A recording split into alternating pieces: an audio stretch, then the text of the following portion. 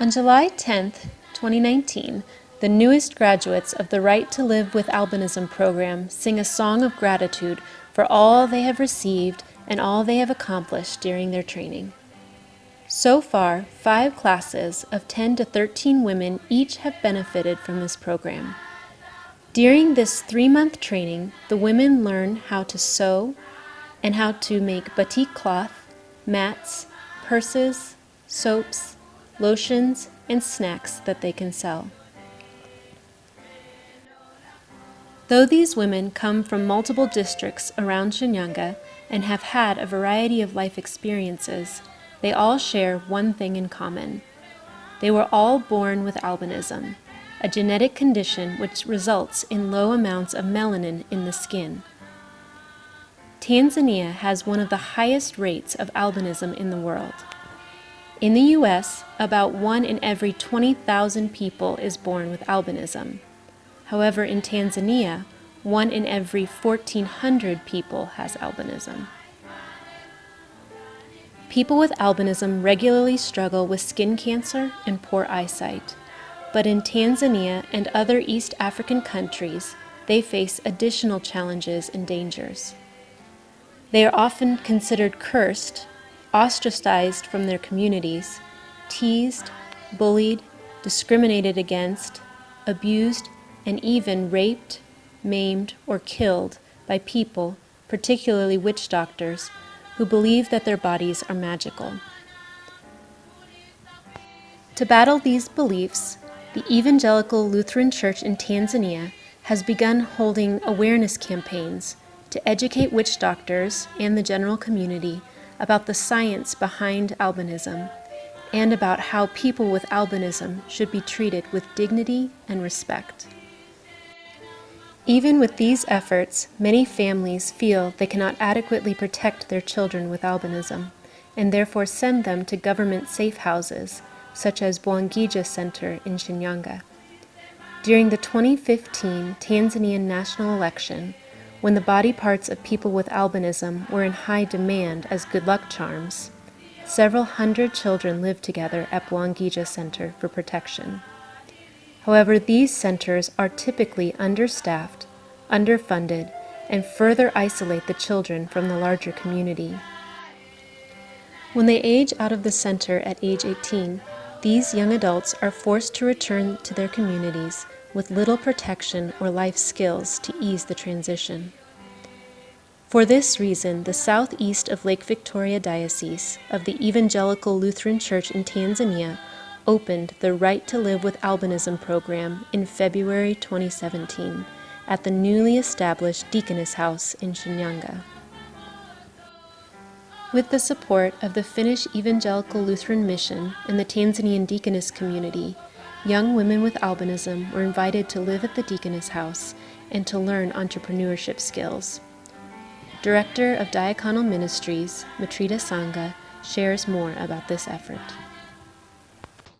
Ilikuwa ni ngumu kuwapata kutokana na jamii ilikuwa imewatenga, na pia unapokuwa unauliza albino watu wanaogopa, wanasema kuwa unataka nini? Kilichodoka mauaji yamekuwa mengi katika mkoa wa Shinyanga na Simiyu. Lakini tukaanza kuwafuata viongozi na kutuelekeza kwa taratibu na kupata vyombo vya serikali, tukawa chini ya serikali.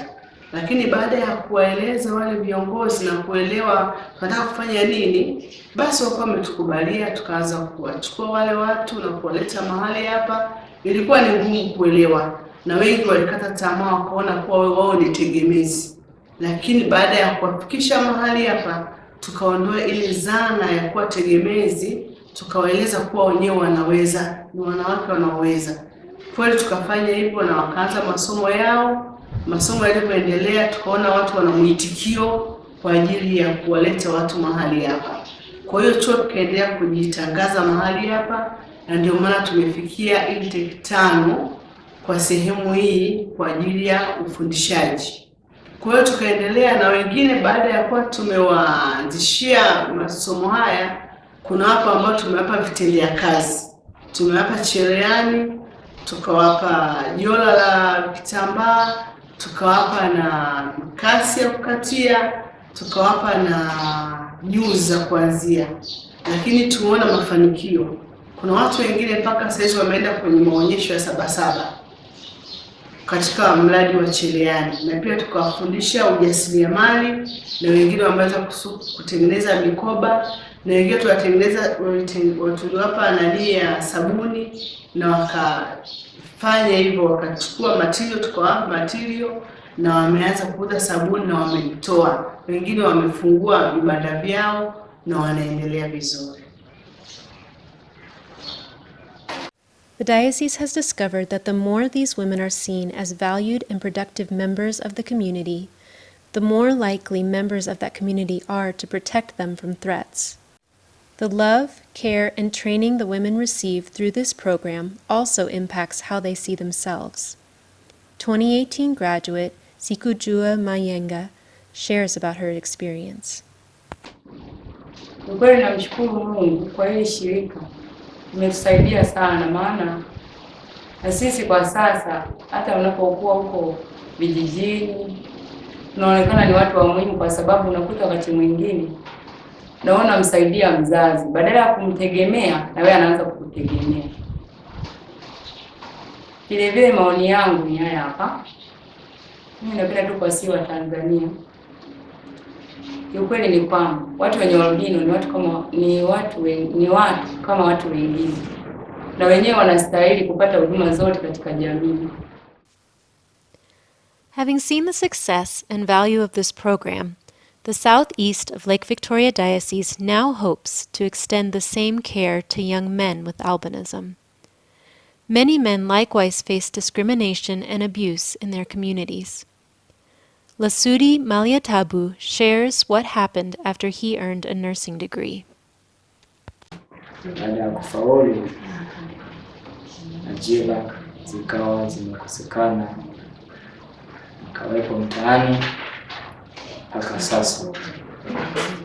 Na ningependa tu kusema kwamba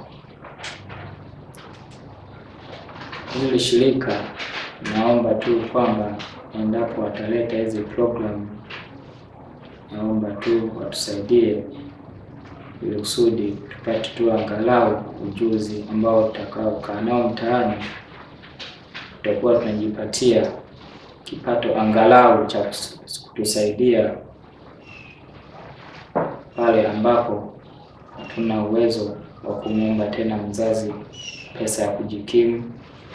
Maana hivyo tangu shule ya msingi, sekondari, chuo, mzazi alikuwa anakuamua angalau analipa chochote kile anachokipata mpaka mwisho wake kuhitimu. Mimi ni historia yangu tu hiyo fupi ambayo ningependa kuelezea. Some children with albinism never have the opportunity to attend school because the closest school is miles away and walking there every day puts them at risk.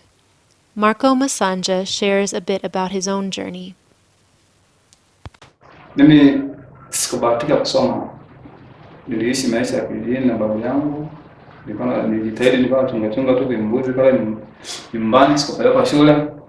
Baadaye mwaka 2000 nikawa nimetoka Kisapu nikaja hapa Shinyanga mjini, nikaendelea kukaa hapa Shinyanga mjini mpaka sasa hivi.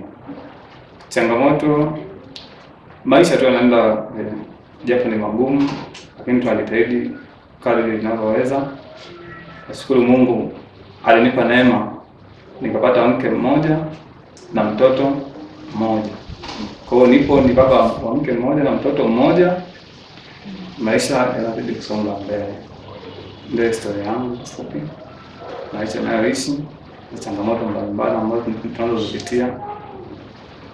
Ni nazo. Ni namna ya upatikanaji wa kazi imekuwa ni ngumu. Ndio hiyo. Siku zinazidi kwenda. Lakini pia nipongeze tu shirika japo bado sijafanya nao kazi hizi za mafunzo. Liendelee tu kutoa mafunzo, hatimaye na sisi wengine kama ndio hivi leo tumeitwa tuende tukapata neema ya kuingia kwenye mafunzo pia. Kwa hiyo shirika tuliendelee kufanya vizuri, kutoa mafunzo, mambo yataenda. People with albinism who live in remote villages often struggle to access services. Pius Tungu shares more about the need for this program. Mashirika kama mashirika haya yanayojitolea kutusaidia sisi yajaribu kweli kujitolea, na pia tunayashukuru mashirika yanayokuja hivi, ila sasa tunawaombeni basi haya mashirika yajaribu kufika hata mawilayani, kwa maana kuna wenzetu wale ambao hawana uwezo labda wa kuyafikia haya mashirika, wako mbali vijijini kabisa huko, na hii elimu waweze kuipata na wao. The biggest hurdle to expanding the Right to Live with Albinism program to include men is finding a place to house them while they receive training. With your help, the Diocese will be able to build a 4-bedroom house to accommodate young men during their training. With your help, the Right to Live with Albinism program can grow and make an even greater impact in local communities. With your help, these men will gain hope, community, confidence, and purpose. And with your help, young men with albinism will soon be singing their own songs of joy and gratitude. Together, we can make this dream a reality.